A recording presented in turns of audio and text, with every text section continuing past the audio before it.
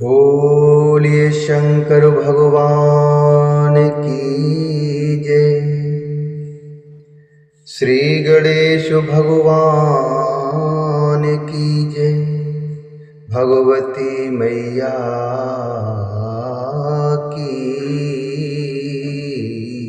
जय।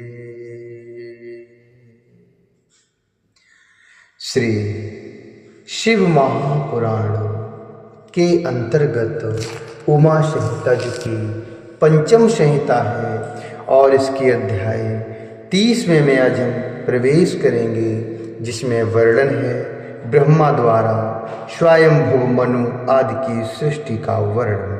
ब्रह्मा द्वारा स्वयंभुव मनु आदि की सृष्टि का वर्णन।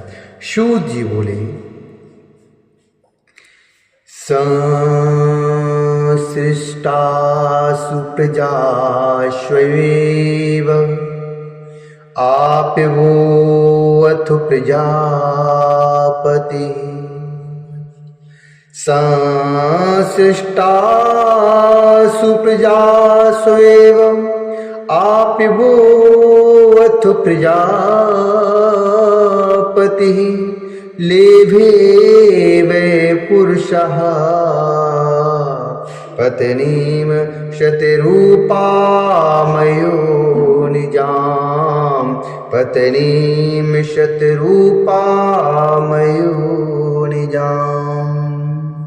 आपवश्यमहिम्ना तु दिव्यमावृत्य-तिष्ठतः।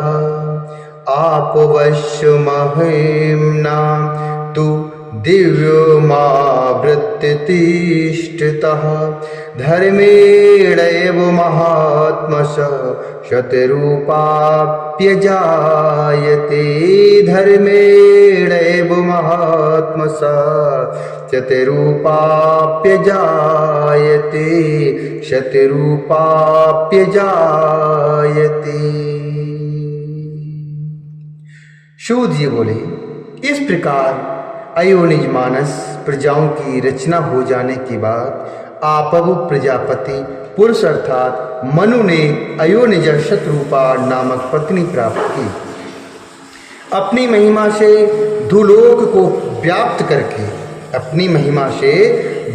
को व्याप्त करके स्थित हुए मनु के धर्म से ही उनकी पत्नी शतरूपा की उत्पत्ति हुई। 100 वर्ष तक अत्यंत कठिन तप करने के पश्चात, अर्थात 100 वर्ष तक अत्यंत कठिन तप करके शतरूपा ने तप स्तेज से संपन्न पुरुष को पति रूप में प्राप्त किया था। प्रादुर्भूत हुए वे पुरुष ही स्वयंभुव मनु कहे जाते हैं। उनके अधिकार का 71 चतुर्युगों का समय इस संसार में एक मनवंतर कहा जाता है। उनके अधिकार का 71वां चतुर्युगों का समय जो है वो इस संसार में एक मनवंतर कहा जाता है। उन वैराज पुरुष के अपने ही अंश के द्वारा वीरा शतरूपा उत्पन्न हुई और उस वीर का अर्थात वीरा शतरूपा से स्वयंभुव मनु ने प्रियव्रत और उत्तानपाद नामक 2 पुत्र को उत्पन्न किया। उनकी एक कन्या उत्पन्न हुई जिसका नाम था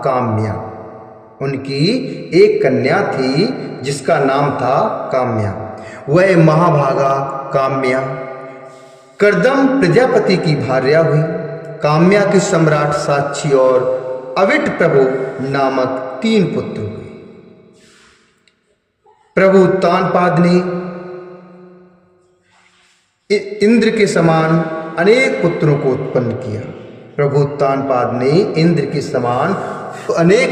उत्पन्न किया। और आत्माराम परम तेजस्वी ध्रुव नामक एक अन्य पुत्र को भी उत्पन्न किया। सुंदर कटवाली धर्मकन्या सुनीति नाम से प्रसिद्ध थी। यही धर्मकन्या सुनीति ध्रुव की माता थी। उस बालक ध्रुव ने अविनाशी स्थान प्राप्त करने की इच्छा से दिव्य 3000 वर्ष पर्यंत वन में कठोर तप किया। प्रजापति प्रभु ब्रह्मा जी ने प्रसन्न होकर सप्तऋषियों के सम्मुख उसे अपने ही समानाचल स्थान दिया। उस ध्रुव से पुष्टि तथा धान्य नामक 2 पुत्र उत्पन्न हुए। उस ध्रुव से पुष्टि तथा धान्य नामक 2 पुत्र उत्पन्न हुए। पुष्टि ने शमुत्था से रिपु, रिपुंजय, विप्र, विरकल और ब्रस्तेजा नाम वाले पाप रहित 5 पुत्रों को उत्पन्न किया। रिप की पत्नी ने सभी दिशाओं में विख्यात चाक्षुष नामक पुत्र को जन्म दिया। चाक्षुष मनु ने पुष्करणी से वरुण नामक पुत्र उत्पन्न किया। हे मुनिश्रेष्ठ, मनु से प्रजापति वैराज की कन्या नडवाले मनु से प्रजापति वैराज की कन्या नडवला के गर्भ से 10 तेजस्वी पुत्र उत्पन्न हुए। उन पुत्रों के नाम पुरु, माश, शतधुम्न, तपस्वी, सत्यवित, कवि, अग्निष्टोम, अतिकाल, अतमन्यु एवं सुयस हैं। अग्नि की पुत्री ने पुरु से परम तेजस्वी अंग, सुमना, ख्याति, श्रुति, अंगिरा और गय नाम वाले 6 पुत्रों को उत्पन्न किया। अंग से उनकी भार्या सुनीता ने बेन नामक पुत्र को उत्पन्न किया। अंग से उनकी भार्या सुनीता ने बेन नामक पुत्र को उत्पन्न किया। बेन के अपचार से मुनियों को महान क्रोध हुआ और उन धर्मपरायण मुनियों ने अपने हुंकार से उसे मार दिया। तदंतर सुनीता ने संतान के लिए ऋषियों से प्रार्थना की। तब उन महाज्ञानी ऋषियों ने बेन के दाहिने हाथ का मंथन किया। बेन के हाथ का मंथन किए जाने पर उससे पृथु उत्पन्न हुई। वे धनुष एवं कवच धारण किए हुए उत्पन्न हुए थे तथा सूर्य के समान तेजस्वी थे। बेन के हाथ का मंथन किए जाने पर उससे पृथु उत्पन्न हुए। वे धनुष एवं कवच धारण किए हुए उत्पन्न हुए थे तथा सूर्य के समान तेजस्वी थे। प्रजापालन, धर्म संरक्षण तथा दुष्टों को दंड देने के लिए विष्णु का वह अवतार हुआ। उस समय सभी क्षत्रियों के पूर्वज वेन पुत्र पृथु ने पृथ्वी की रक्षा की। वे राजसूयाभिषिक्त राजाओं में प्रथम सम्राट हुए। हे मुनिश्रेष्ठ, बुद्धिमान सूत और मागध उन्हीं से उत्पन्न हुए। उन्होंने सबके कल्याण के लिए इस पृथ्वी का दोहन किया। स्वयज्ञ करने वाले उन राजा ने देवता, ऋषि, राक्षस तथा विशेषकर मनुष्यों को आजीविका प्रदान की। पृथु के विजिताश्व और हर्यक्ष नामक 2 पुत्र उत्पन्न हुए जो भूलोक में धर्मज्ञ, महावीर तथा अति प्रसिद्ध राजा हुए। शिखंडिनी ने प्राचीन बर्हे नामक पुत्र उत्पन्न किया। शिखंडिनी ने प्राचीन बर्हे नामक पुत्र उत्पन्न किया। पृथ्वी तल पर विचरण करने वाले उन प्राचीन बर्हे के द्वारा पृथ्वी पर यज्ञ किए जाने के कारण कुशाओं का अग्रभाग सदा पूर्व की ओर रहा करता था। उन्होंने समुद्र की पुत्री के साथ धर्म पूर्वक विवाह किया। विवाह करके वे महाप्रभु राजा अत्यंत शोभित हुए।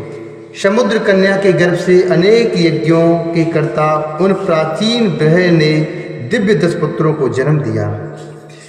प्राचेतस नाम से प्रसिद्ध वे सब धनुर्वेद के पारंगत थे।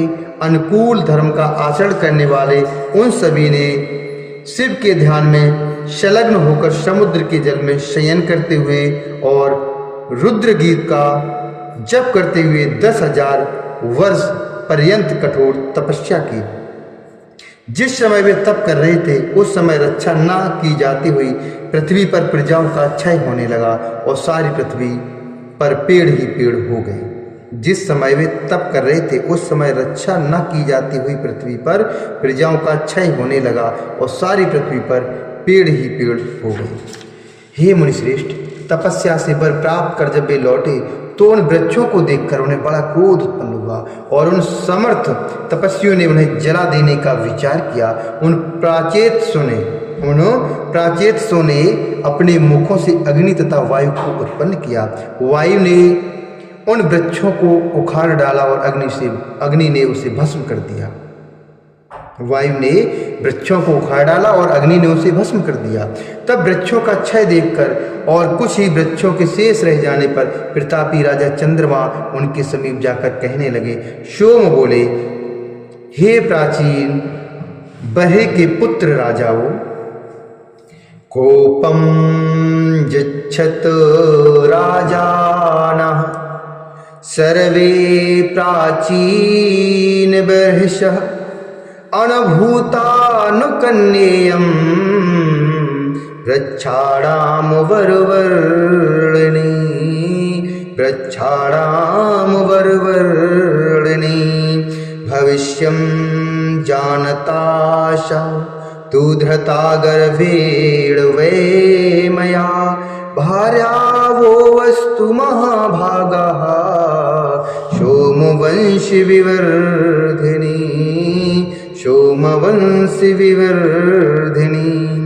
सोम बोले, हे प्राचीन बहिर के पुत्र राजाओं, आप लोग अपने क्रोध को शांत कीजिए और वृक्षों की इस सुंदर कन्या को स्वीकार कीजिए। भविष्य को जानने वाले मैंने गर्भ में इसका पोषण किया। अतः हे महाभागो, सोम वंश को बढ़ाने वाली इस कन्या को आप लोग भार्या रूप से स्वीकार कीजिए। विद्वान सृष्टिकर्ता महातेजस्वी पुरातन ब्रह्मपुत्र दक्ष नामक प्रजापति इसके गर्भ से उत्पन्न होंगे। ब्रह्म तेज से संपन्न ये राजा प्रजापति दक्ष आप लोगों के आधे तेज से एवं मेरे तेज से प्रजाओं की वृद्धि करेंगे। तब सोम के वचन से प्रचेताओं ने तब सोम के वचन से प्रचेताओं ने वृक्षों से उत्पन्न उस मनोहर कन्या को प्रेम के साथ धर्म पूर्वक भार्या के रूप में ग्रहण किया। हे मुनि, उन प्रचेताओं से उसके गर्भ से दक्ष नामक प्रजापति उत्पन्न हुए। परम तेज वाले वे सोम के भी अंश से उत्पन्न हुए थे। तब दक्ष ने मन से चर 2 पैर वाले एवं 4 पैर वाले जीवों का सृजन करके मैथुनी सृष्टि प्रारंभ की। उन्होंने वीरण नामक प्रजापति की वीरणी नामक पतिव्रता कन्या से उत्तम विधान के साथ धर्म पूर्वक विवाह किया और उस कन्या से हरिश्व नामक 10,000 पुण्यात्मा पुत्रों को उत्पन्न किया। वे सब नारद जी के उपदेश से विरक्त हो गए। यह सुनकर दक्ष ने पुनः उसी स्त्री से सुवलाश्व नामक 1000 पुत्रों को उत्पन्न किया। वे भी उन मुनि के उपदेश से अपने भाइयों के मार्ग पर चले गए। वे विरक्त तथा भिक्षुमार्गी हो गए और पिता के पास नहीं गए। यह सुनकर अत्यधिक कुपित होकर उन दक्ष ने मुनि को दुस्सह शाप दे दिया। हे कलह प्रिय, तुम कहीं भी स्थिरता प्राप्त नहीं करोगे। हे मुनीश्वर, इसके बाद ब्रह्मा जी के द्वारा सांत्वना दिए जाने पर उन्होंने महाज्वाला स्वरूप तथा सभी गुणों से युक्त स्त्रियों को उत्पन्न किया। उन्होंने 10 कन्याएं धर्मराज को, 13 कश्यप को, 2 ब्रह्मपुत्र को और 2 अंगिरा को दी। हे मुनिश्रेष्ठ, उन प्रभु दक्ष ने 2 कन्याएं विद्वान मुनि कृशाश्व को और नक्षत्र नाम वाली 27 कन्याएं चंद्रमा को प्रदान की। दक्ष की उन्हीं कन्याओं से देवता असुर आदि उत्पन्न हुए। उनके बहुत से पुत्र कहे गए हैं। उन सभी के द्वारा जगत परिपूर्ण हो गया। हे विप्रेंद्र, तभी से मैथुनी सृष्टि का प्रादुर्भाव हुआ। इसके पूर्व संकल्प, दर्शन एवं स्पर्श से सृष्टि कही गई है। शौनक बोले, आपने पहले कहा था कि ब्रह्मा के अंगूठे से दक्ष उत्पन्न हुए। आपने पहले कहा था कि ब्रह्मा के अंगूठे से दक्ष उत्पन्न हुए। तब महान तप वाले वे प्रचेताओं के पुत्र किस प्रकार हुए? हे सूत जी, मेरे संदेह को दूर करने में आप समर्थ हैं और यह आश्चर्य है कि वे चंद्रमा के ससुर किस प्रकार हुए। सूत जी बोले, हे मुनि, प्राणियों की उत्पत्ति एवं उनका निरोध नित्य होता रहता है। प्रत्येक कल्प में ये दक्ष आदि उत्पन्न होते रहते हैं। जो मनुष्य दक्ष की इस चराचर युक्त सृष्टि को जान लेता है, वह संतान युक्त एवं आयु से पूर्ण होकर स्वर्गलोक में प्रतिष्ठा को प्राप्त करता है। इमाम विशिष्टम दक्षस्य यो विद्याति सचराचराम